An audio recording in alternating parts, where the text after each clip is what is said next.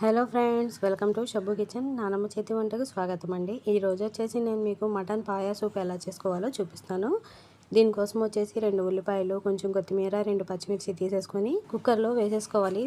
ఉల్లిపాయలు, పచ్చిమిర్చి, కొత్తిమీరని వేసుకున్న తర్వాత 1 టేబుల్ స్పూన్ పసుపు, 1 టేబుల్ స్పూన్ ఉప్పు, 2 టేబుల్ స్పూన్ల కారాన్ని, అలాగే వచ్చేసి 1 టేబుల్ స్పూన్ గరం మసాలా, తర్వాత వచ్చేసి 2 టేబుల్ స్పూన్ల అల్లం వెల్లుల్లి పేస్ట్ని కూడా యాడ్ చేసుకోవాలి. యాడ్ చేసుకున్న తర్వాత ఆయిల్ వచ్చేసి 5 టేబుల్ స్పూన్ యాడ్ చేసేసుకొని 1.5 గ్లాస్ వరకు వాటర్ని వేసేసుకోవాలి. ఒకసారి మిక్స్ చేసేసుకున్న తర్వాత అంటే మనకి ముక్కలు మునిగేంత వరకు వాటర్ వేసేసుకోవాలి. దీన్ని 4 విజిల్స్ వచ్చేలాగా కుక్ చేసేసుకోండి. కుక్ చేసుకున్న తర్వాత మనం కుక్కర్ మూత తీసేసి ఒకసారి చూసుకుందాము.